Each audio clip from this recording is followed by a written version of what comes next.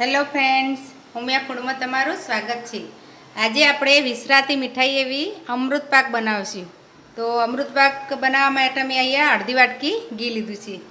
ઘી ગરમ થાય એટલે આપણે એમાં 1 વાટકી સોજી એડ કરીશું। ઘી આપણે જરૂર પ્રમાણે એમ લઈશું। હવે આપણે ગેસ સ્લો કરી ધીમા ગેસે આપણે સોજીને શેકી લઈશું। તો અમૃત પાક એ પહેલાં લગ્નમાં બહુ જ બનતા, દરેકના ઘરે લગ્ન હોય એટલે તો એક મોહનથાળ ને એક અમૃત પાક હોય જ। પણ હવે અમૃત પાક ક્યાંક ખોવાઈ ગયો લાગે છે, કોઈ બનાવતું નથી। અત્યારે તો લિક્વિડ મીઠાઈ થઈ ગઈ છે એટલે આવી મીઠાઈ ઓછી થઈ ગઈ છે। તો આ રીતે આપણે ધીરે ધીરે મિક્સ કરી અને ઘી ચાલે એટલું છે। અડધી વાટકી 1 વાટકીમાં અડધી વાટકી ઘી બરાબર જ છે।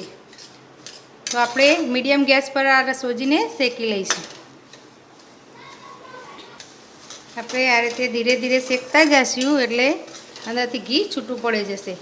થોડો કલર બ્રાઉન થાય, આપણે ગોલ્ડન જેવો, ત્યાં સુધી આપણે સોજીને શેકીશું।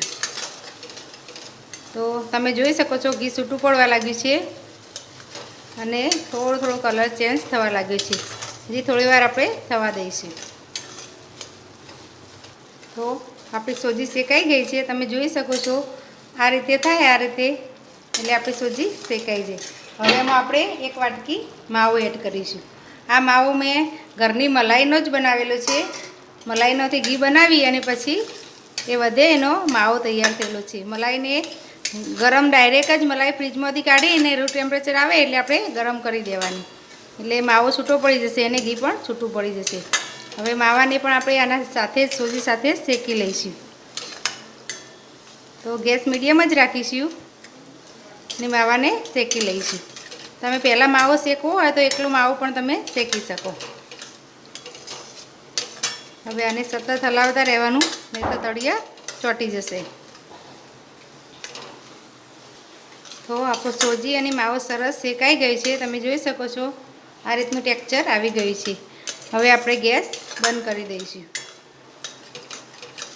અને થોડી વાર હજી આપણે હલાવતા રહીશું, એટલે આપણે કઢાઈ ગરમ હશે એટલે નીચે દાજે નહીં। આપણે 2 મિનિટ થોડું ઠંડુ થાય ત્યાં સુધી આ રીતે ચલાવતા રહીશું। તો મેં પ્લેટમાં લઈ લીધો છે અને એ જ કઢાઈમાં આપણે 1 વાટકી ખાંડ એડ કરીશું અને ખાંડ ડૂબે એટલું પાણી એડ કરીશું। હવે ગેસ ચાલુ કરી અને આપણે ચાસણી બનાવીશું।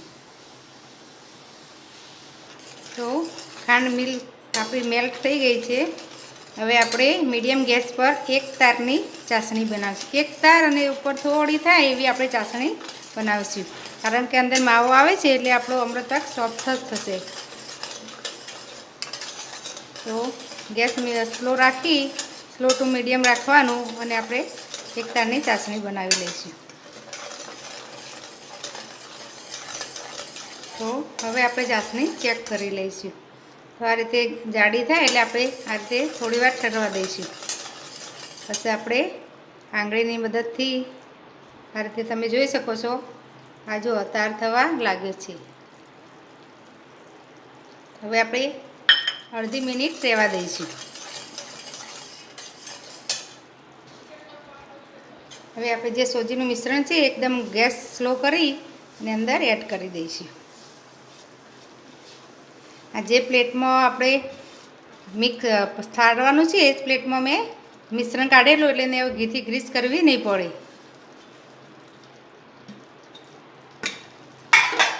હવે આપણે મિક્સ કરી દઈશું।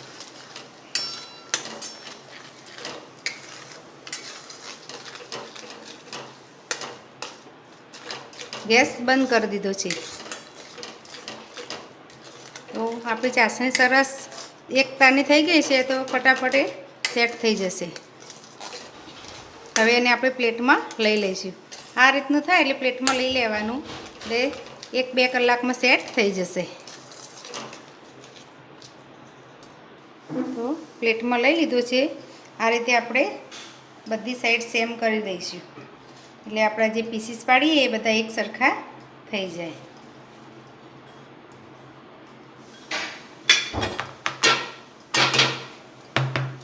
અંદર મેં થોડી બદામની કતરણ એડ કરી છે. એમાં વિડીયો સ્કીપ થઈ ગયેલો, એટલે તમે અંદર એડ કરી શકો. કોઈ પણ ડ્રાયફ્રૂટ એડ કરવા હોય તો કરી શકો. હવે આને આપણે 1 થી 2 કલાક ઠંડુ થવા દઈશું. આપણે ઉપર થોડી બદામ અને પિસ્તાની કતરણ એડ કરી દઈશું. આ ઓપ્શનલ છે, પણ આનાથી ઉપરનો દેખાવ સરસ આવશે. હવે આપણે વાટકી વડે આ રીતે એ થોડું સેટ થાય પછી જ એડ કરવાની. જો પહેલાં એડ કરશો તો અંદર ચાલી જશે. હવે આને આપણે 2 કલાક ઠરવા દઈશું. તમે જોઈ શકો છો હજી તો 10 મિનિટે નથી થઈ અને આ રીતે સેટ થવા લાગી છે. એટલે તમારી ચાસણી પરફેક્ટ હશે તો તમારો અમૃતપાક સરસ બનશે. તો આપણે 2 કલાક પછી એના પીસીસ પાડીશું. તો અડધા કલાકમાં સરસ સેટ થઈ ગયો છે અને મેં પીસીસ પણ પાડી લીધા હતા. તમે જોઈ શકો છો એકદમ સરસ આપણો અમૃતપાક તૈયાર થઈ ગયો છે.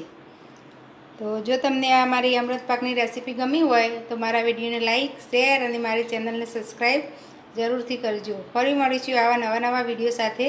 ધન્યવાદ.